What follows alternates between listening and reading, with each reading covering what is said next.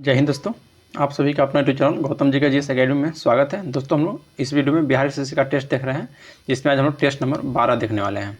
यदि इससे पहले का आप टेस्ट नहीं देखे हैं तो हमारा यूट्यूब चैनल पर प्लेलिस्ट बनाकर डाल दिया गया है, वहाँ से आप देख सकते हैं। नेक्स्ट क्वेश्चन है दोस्तों सेट 12 का पहला कि छाया मंत्रिमंडल किस देश को प्रशासनिक व्यवस्था की विशिष्टता है। तो यह याद रखिएगा दोस्तों, आपका ब्रिटेन की है। जो छाया मंत्रिमंडल जो है यह ब्रिटेन की प्रशासनिक व्यवस्था है, याद रखिएगा। नेक्स्ट है कि भारत सरकार का मुख्य कानूनी सलाहकार किसे कहा जाता है। तो भारत सरकार का दोस्तों मुख्य कानूनी सलाहकार आपको भारत के महान्यायवादी को कहा जाता है। ऑप्शन नंबर सी आपका राइट हो जाएगा। क्वेश्चन नंबर 3 का रहा दोस्तों, ध्यान दीजिएगा कि भारतीय संसद के संयुक्त सत्र की अध्यक्षता कौन करता है। तो देखिए दोस्तों, यह लोकसभा अध्यक्ष के द्वारा अध्यक्षता किया जाता है, लेकिन भारतीय संसद में दोस्तों कहेगा कि दोनों सदनों का संयुक्त बैठक कौन करवाता है, तो यह दोस्तों राष्ट्रपति के द्वारा करवाया जाता है। लेकिन इसकी अध्यक्षता की बात की जाए तो यह लोकसभा अध्यक्ष के द्वारा किया जाता है, याद रखिएगा। नेक्स्ट है कि वन भारत के संविधान की 7वीं अनुसूची में दी गई किस सूची में सूचीबद्ध है। तो देखिए दोस्तों, जो सूची की बात की जाए तो आपको 7वीं अनुसूची से संबंधित है, और किस सूची में, तो यह दोस्तों समवर्ती सूची में, याद रखना है। वन जो है अभी वो दोस्तों समवर्ती सूची में है। नेक्स्ट है क्वेश्चन नंबर 5। क्वेश्चन 5 का रहा है कि राज्य विधानसभा के सदस्यों की अधिकतम निर्धारित संख्या क्या है। राज्य विधानसभा के सदस्यों के अधिकतम निर्धारित संख्या क्या है, तो आपका राइट आंसर हो जाएगा। राज्य विधानसभा का है तो 5 का दोस्तों आपका ऑप्शन नंबर सी, यानी कि 500 है अधिकतम, याद रखिएगा राज्य विधानसभा के। नेक्स्ट है भारतीय संविधान के किस अनुच्छेद में मुख्यमंत्री के कार्यों को परिभाषित किया गया है। मुख्यमंत्री के दोस्तों कार्यों को परिभाषित किया गया है, यह आपको अनुच्छेद 167 में, अनुच्छेद 167 में आपको देखने के लिए मिलेगा।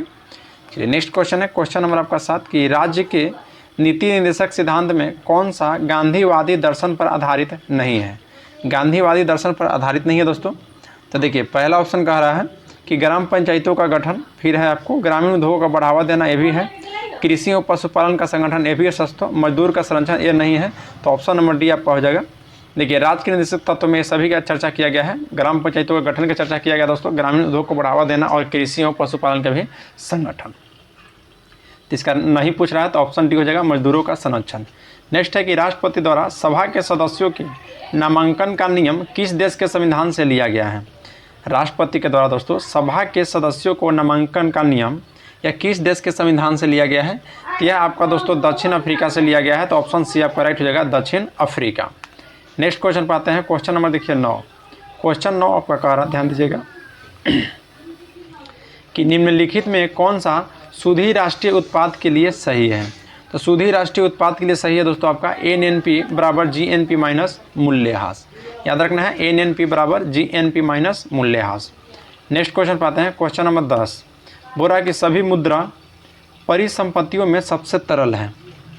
तो देखिए ऑप्शन जो ए दिया गया दोस्तों, क्योंकि यह सार्वभौमिक रूप से स्वीकार्य है, याद रखिएगा। मुद्रा सभी परिसंपत्तियों में सबसे तरल क्यों है, क्योंकि यह सार्वभौमिक रूप से स्वीकार्य है, इसलिए। नेक्स्ट क्वेश्चन पाते हैं। क्वेश्चन नंबर आपका 11 बोल रहा है कि पूंजीवादी अर्थव्यवस्था को निम्नलिखित में से किस अन्य नाम से भी जाना जाता है। तो पूंजीवादी अर्थव्यवस्था का दोस्तों एक तरह से हम लोग मिश्रित अर्थव्यवस्था इसको कह सकते हैं। तो ऑप्शन नंबर सी आपका राइट हो जाएगा, मिश्रित अर्थव्यवस्था। नेक्स्ट क्वेश्चन पाते हैं। क्वेश्चन नंबर दोस्तों 12 बोल रहा है कि निम्नलिखित में से कौन सा सही सुमेलित है। पहला दोस्तों अमाशय, जिससे अमाशय में अम्ल का श्रवण होता है, बिल्कुल सही है। बड़ी आंत में दोस्तों जल का अवशोषण होता है, ये भी सही है दोस्तों। और एक रीत जो है मानव शरीर का सबसे बड़ी ग्रंथि है, ये भी सही है। तो ऑप्शन डी आपका राइट हो जाएगा, इनमें से सभी। याद रखिएगा अम्ल का श्रवण दोस्तों आपका अमाशय से होता है, जल का अवशोषण बड़ी आंत से होती है, और सबसे बड़ी ग्रंथि मानव शरीर का दोस्तों एक रीत है, याद रखिएगा। नेक्स्ट क्वेश्चन है क्वेश्चन नंबर 13 निम्नलिखित में कौन सा एक यौगिक के तुल्यांकी भार और आणविक भार समान होता है। तो राइट आंसर है दोस्तों option number A NaCl, sodium chloride दोस्तों, याद रखिएगा। सोडियम क्लोराइड का जो तुल्यांकी भार और आणविक भार जो है यह समान होता है। नेक्स्ट है श्वेत फास्फोरस अंधेरे में किस कारण से दीप्त होता है। तो श्वेत फास्फोरस दोस्तों अंधेरे में किस कारण से दीप्त होता है, तो ये आपको दोस्तों मंद ऑक्सीकरण के कारण याद रखना है, मंद ऑक्सीकरण के कारण। नेक्स्ट है CH3OH किसका रासायनिक सूत्र है। तो CH3OH जो है दोस्तों यह मिथाइल अल्कोहल का रासायनिक सूत्र है, मिथाइल अल्कोहल का। नेक्स्ट है कि क्लोरामाइसिटिन का प्रयोग किस रोग के उपचार के लिए किया जाता है। तो यह आपका दोस्तों टाइफाइड के उपचार के लिए किया जाता है। क्लोरामाइसिटिन याद रखिएगा टाइफाइड का उपचार के लिए किया जाता है, तो ऑप्शन नंबर बी आपका राइट हो जाएगा।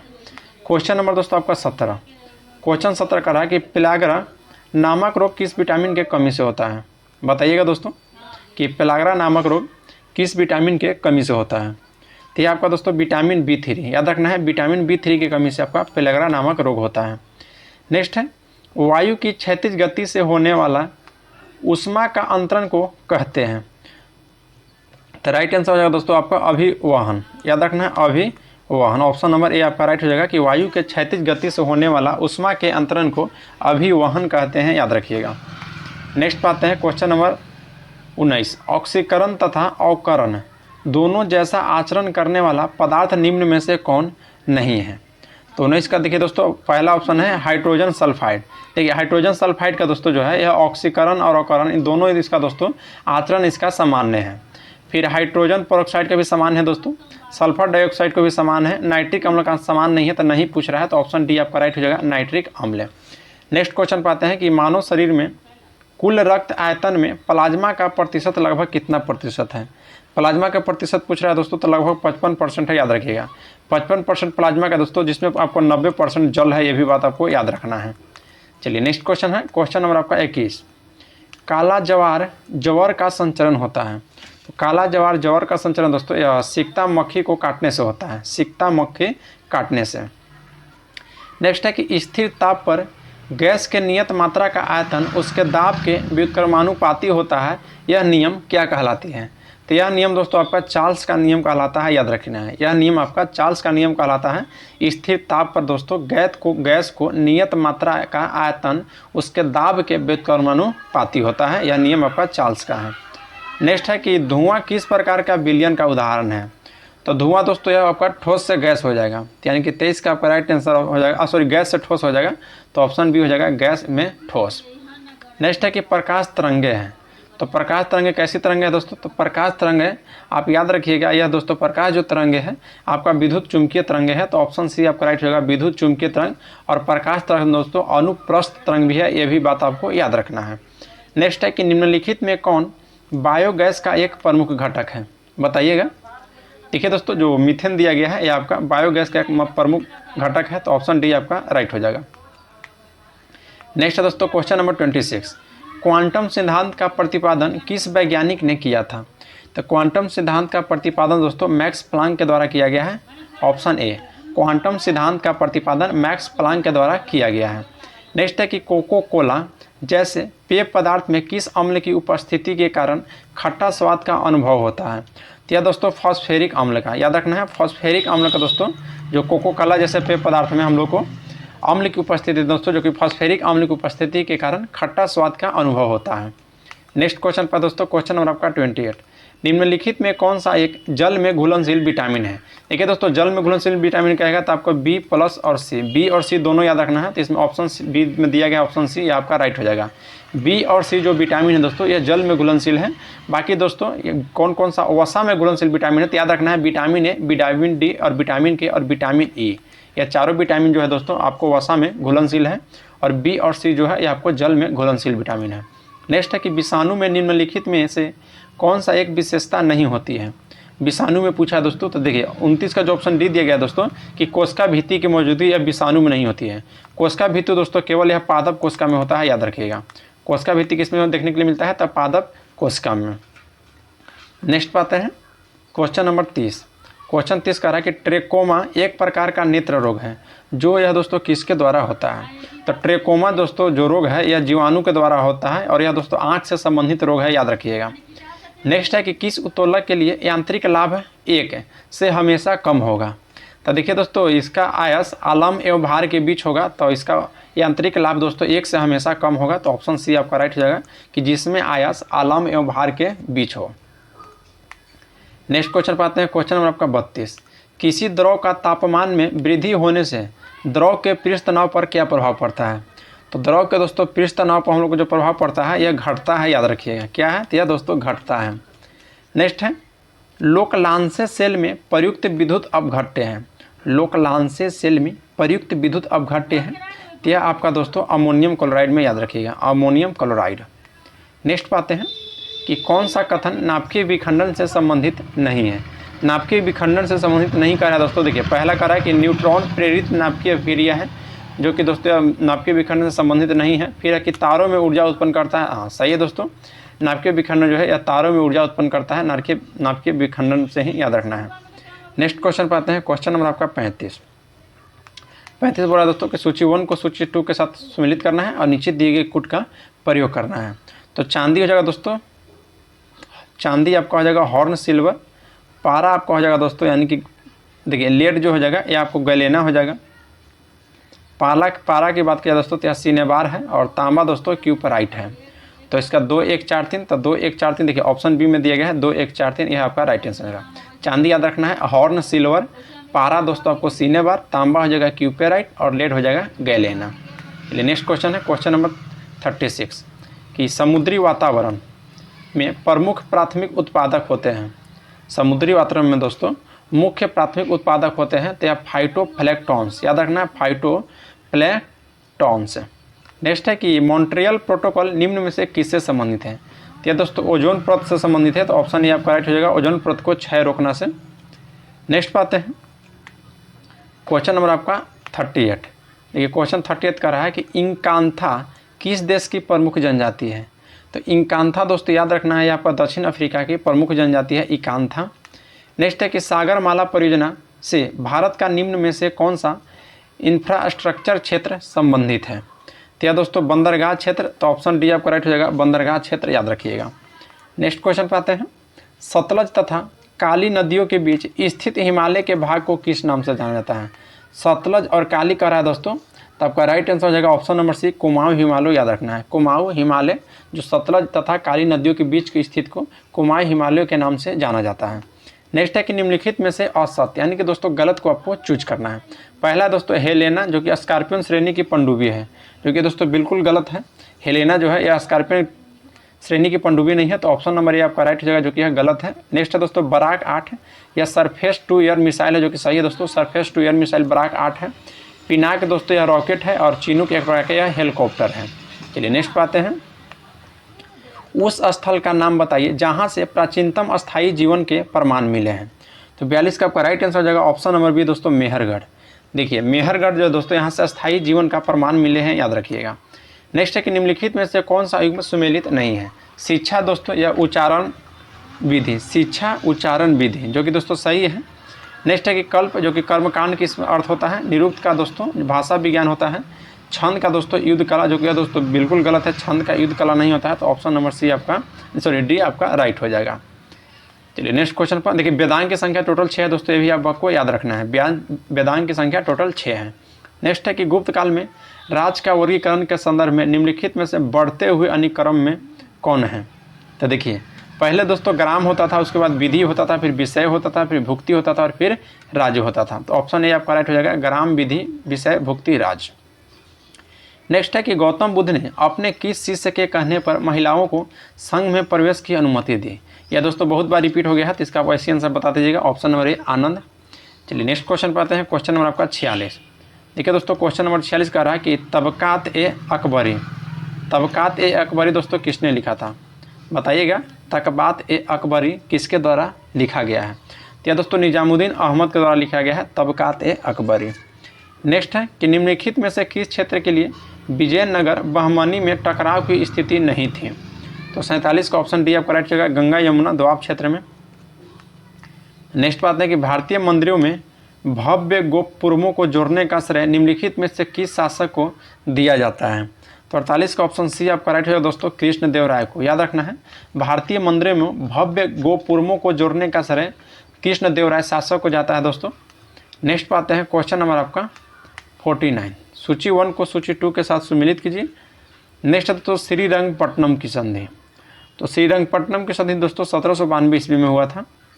और संगोली की संधि की बात की जाए दोस्तों, तो संगोली की संधि 1816 ईस्वी में हुआ है।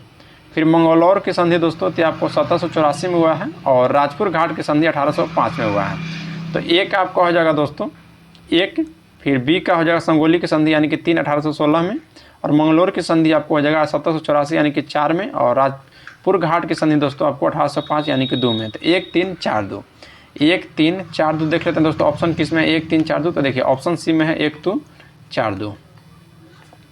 नेक्स्ट है दोस्तों फिर सूची 1 को सूची 2 के साथ सम्मिलित करना है। देखिए दोस्तों बोल रहा है गदर पार्टी। गदर पार्टी दोस्तों लाला हरदयाल के दौरान आ जाएगा। फिर आपका लाहौर संयंत्र, तो लाहौर संयंत्र दोस्तों आपको जतिन दास हो जाएंगे। काकोरी संयंत्र दोस्तों की बात की जाए तो आपको राम प्रसाद बिस्मिल, और चटगांव विद्रोह दोस्तों या सूर्य सेन हो जाएंगे। तो 4 1 2 3 हो जाएगा, 4 1 2 3। तो ऑप्शन देख लेते हैं 4 1 2 3 कौन सा है, तो देखिए ऑप्शन सी में है 4 1 2 3। नेक्स्ट क्वेश्चन है कि कम्युनिस्ट पार्टी की स्थापना कब हुई थी। कम्युनिस्ट पार्टी की दोस्तों स्थापना कब हुई थी बताइएगा। तो कम्युनिस्ट पार्टी की दोस्तों स्थापना आपका देखिए ऑप्शन जो बी दिया गया है वर्ष 1925 में हुआ था कम्युनिस्ट पार्टी की स्थापना, याद रखिएगा। नेक्स्ट क्वेश्चन पाते हैं, क्वेश्चन नंबर आपका 52। कांग्रेस के किस अधिवेशन में पहली बार अध्यक्ष द्वारा स्वराज शब्द का प्रयोग किया गया था। तो देखिए कांग्रेस के दोस्तों जो आपका अधिवेशन हुआ था 1906 ईस्वी में, इसी में दोस्तों पहली बार स्वराज शब्द का प्रयोग किया गया था, याद रखिएगा। नेक्स्ट दोस्तों 1905, देखिए 1905 का जो कांग्रेस अधिवेशन हुआ था इसकी अध्यक्षता गोपाल कृष्ण गोखले के द्वारा किया गया है, याद रखिएगा। 1901 का दोस्तों जो कांग्रेस का अधिवेशन हुआ था इसमें सर्वप्रथम महात्मा गांधी जी ने भाग लिए थे। नेक्स्ट है कि स्वदेशी और बहिष्कार पहली बार किस घटना के दौरान संघर्ष की विधि के रूप में अपनाए गए थे। तो संघर्ष की विधि के रूप में दोस्तों यह आपको स्वदेशी और बहिष्कार पहली बार बंगाल विभाजन में अपनाया गया था। देखिए बंगाल विभाजन की बात की जाए दोस्तों तो बंगाल विभाजन की घोषणा हुआ था आपका 19 जुलाई को, ध्यान रखना है 19 जुलाई 1905 को। और दोस्तों बंगाल विभाजन की इसके लिए बैठक होता है कलकत्ता के टाउन होटल में 7 अगस्त को, और दोस्तों पूर्ण रूप से 16 अक्टूबर को, ध्यान रखना है 16 अक्टूबर को दोस्तों बंगाल का विभाजन कर दिया गया था। नेक्स्ट है दोस्तों आपका होम रूल आंदोलन। होम रूल आंदोलन दोस्तों देखिए मद्रास के क्षेत्र में एनी बेसेंट के द्वारा चालू किया गया था, और महाराष्ट्र के क्षेत्र में दोस्तों बाल गंगाधर तिलक को 1916 ईस्वी में, बंगाल विभाजन आपको दोस्तों 1905 ईस्वी में हो जाएगा। असहयोग आंदोलन दोस्तों महात्मा गांधी जी के द्वारा चलाया गया था। साइमन कमीशन की भारत में यात्रा किया था दोस्तों यह वर्ष 1928 ईस्वी में, वर्ष 1928 ईस्वी में दोस्तों, और असहयोग आंदोलन वर्ष 1920 ईस्वी में हो जाएगा। नेक्स्ट है दोस्तों क्वेश्चन नंबर आपका 54 कि ICAR के मृदा वर्गीकरण के अनुसार भारत में किस प्रकार के मृदा का क्षेत्र सर्वाधिक है। तो देखिए दोस्तों यह एनसेप्टी सोल्स आपका राइट आंसर हो जाएगा, ऑप्शन नंबर ए। नेक्स्ट पाते हैं सूची 1 को सूची 2 के साथ सम्मिलित करना है और नीचे दिए गए कोड का चुनना है। तो देखिए दोस्तों उष्णकटिबंधीय क्षेत्र, तो देखिए उष्णकटिबंधीय क्षेत्र दोस्तों यह साइलेंट वैली हो जाएगा आपका। और शंकु वृक्ष वन, ये आपको दोस्तों शंकु वृक्ष वन आपको हिमाचल प्रदेश में देखने के लिए मिलेगा। फिर मैंग्रोव वनस्पति आपको सुंदरवन में देखने के मिल जाएगा, और कटीले वन ये आपका राजस्थान में। तो इसका राइट आंसर हो जाएगा 4 2 1 3, 4 2 1 3। तो ऑप्शन नंबर डी में दिया गया है 4 2 1 3। नेक्स्ट क्वेश्चन है क्वेश्चन नंबर 56 बोलता है कि पारिस्थितिकी तंत्र में तत्वों के चक्रण को क्या कहते हैं। तो पारिस्थितिकी तंत्र में दोस्तों तत्वों के चक्रण को हम लोग जैव भू रासायनिक चक्र कहते हैं, जैव भू रासायनिक चक्र। नेक्स्ट है कि निम्नलिखित में से कौन सा प्राथमिक प्रदूषक है। प्राथमिक प्रदूषक कौन सा है दोस्तों, तो देख लेते हैं। देखिए कार्बन और नाइट्रोजन के ऑक्साइड, ठीक है दोस्तों प्राथमिक प्रदूषक है। सल्फर के ऑक्साइड, ये भी सही है दोस्तों, सल्फर के ऑक्साइड। ओजोन नहीं है दोस्तों। फिर पेरी ऑक्सी एसिटाइल नाइट्रेट, ये भी नहीं है। तो ऑप्शन आपका पूछा कौन है दोस्तों, तो 1 और 2 हो जाएगा। तो 57 का ऑप्शन नंबर ए आपका राइट हो जाएगा। नेक्स्ट है सूची 1 को सूची 2 को सम्मिलित करना है और नीचे दिए अच्छा एक तरफ दोस्तों देखिए विचार करना है, एक तरफ परियोजनाएं दिया गया है और एक तरफ दोस्तों राज्य दिया गया है। देखिए उमियाम परियोजना यह मेघालय, देखिए उमियाम परियोजना दोस्तों आपको मेघालय राज्य दिया गया है, जो कि दोस्तों यह बिल्कुल गलत है। उमियाम परियोजना दोस्तों मेघालय में नहीं हो जाएगा, यह आपका दोस्तों मणिपुर में हो जाएगा। कहाँ में हो जाएगा, तो यह दोस्तों आपका मणिपुर में हो जाएगा। फिर दोस्तों थौबल परियोजना जो कि अरुणाचल प्रदेश में है, ये बिल्कुल सही है दोस्तों, थौबल परियोजना अरुणाचल प्रदेश में है। नेक्स्ट है रेंगोली परियोजना, यह नागालैंड में है, ये भी सही है। और धनसिरी असम, देखिए धनसिरी असम में नहीं है दोस्तों, धनसिरी जो आपका है या दोस्तों आपका उड़ीसा राज्य में है, याद रखिएगा। तो धनसिरी कहाँ हो जाएगा, उड़ीसा। तो देखिए इसमें कौन कौन सा दोस्तों सुमेलित नहीं है, एक मिनट दोस्तों, सुमेलित नहीं है। तो मणिपुर दोस्तों, उमियाम मेघालय, अच्छा उमियाम देखिए दोस्तों हम गलत बता दिए। देखिए उमियाम जो है दोस्तों आपको मेघालय में है। देखिए ये जो दोस्तों थौबल जो परियोजना है ये आपका मणिपुर में हो जाएगा, और रंगोली परियोजना दोस्तों आपका उड़ीसा राज्य में हो जाएगा। तो इसका राइट आंसर हो जाएगा दोस्तों सुमेलित नहीं कह रहा है, तो ऑप्शन हो जाएगा केवल 2 और 3 जो आपका बिल्कुल राइट है। नेक्स्ट है कि मरुस्थलीय भूमि पर पाई जाने वाली निम्नलिखित भू आकृति में से कौन सा एक अन्य 3 से भिन्न है। तो यार अन्य 3 से भिन्न जो दोस्तों ऑप्शन डी जो बालूका स्तूप है या दोस्तों ये सभी से भिन्न है, याद रखिएगा। नेक्स्ट है क्वेश्चन नंबर 16 कि निम्नलिखित में से कौन एक कृत्रिम झील है, बताइएगा कौन इसमें से दोस्तों एक कृत्रिम झील है। तो देखिए जो कोडाई कनाल या दोस्तों तमिलनाडु राज्य में है, यह दोस्तों एक कृत्रिम झील है, याद रखिएगा। नेक्स्ट है कि मलेशिया में किंटा घाटी प्रसिद्ध है। तो मलेशिया में दोस्तों किंटा घाटी या किसके लिए प्रसिद्ध है, तो ये आपको दोस्तों टीन उत्पादन के लिए प्रसिद्ध है। तो ऑप्शन नंबर सी आपका राइट हो जाएगा, टीन उत्पादन के लिए प्रसिद्ध है। नेक्स्ट है कि निम्नलिखित में से कौन एक विश्व का विशालतम पारिस्थितिकी तंत्र है। तो विश्व का विशालतम पारिस्थितिकी तंत्र दोस्तों घास के मैदान हो जाएगा, आपका ऑप्शन नंबर बी आपका राइट हो जाएगा। नेक्स्ट है दोस्तों कि निम्न में से कौन एक ठंडी जलधारा है।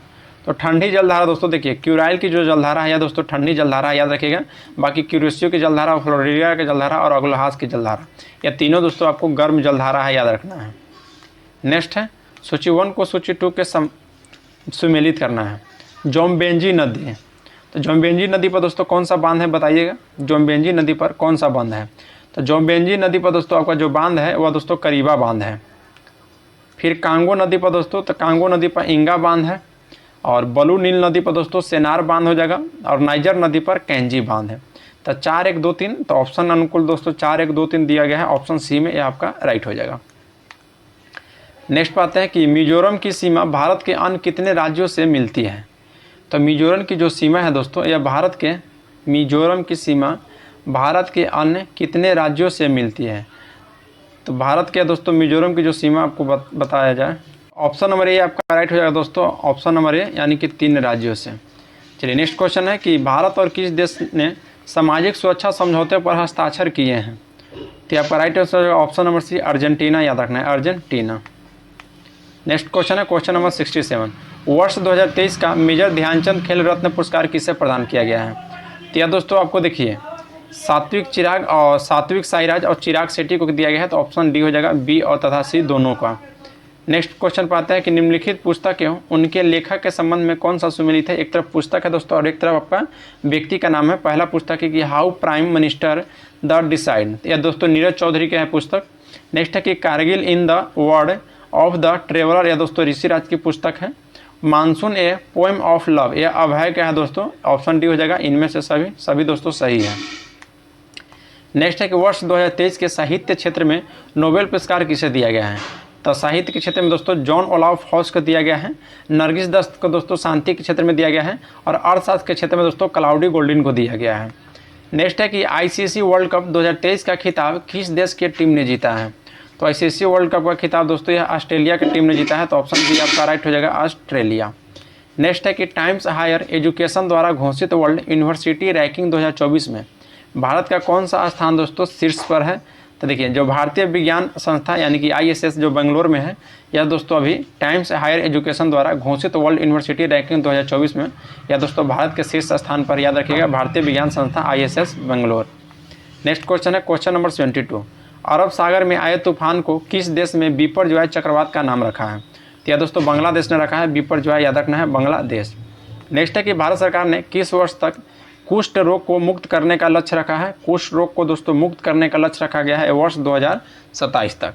देखिए दोस्तों इस वीडियो में हम लोग सेट नंबर आपका 12 देख रहे हैं। अगर वीडियो आप लोगों को दोस्तों अच्छा लग रहा होगा तो लाइक जरूर कीजिएगा। और आप हमारा यूट्यूब चैनल पर पहली बार आए हैं तो चैनल को सब्सक्राइब कर लीजिए और बेल आइकन को दोस्तों प्रेस कर लीजिए।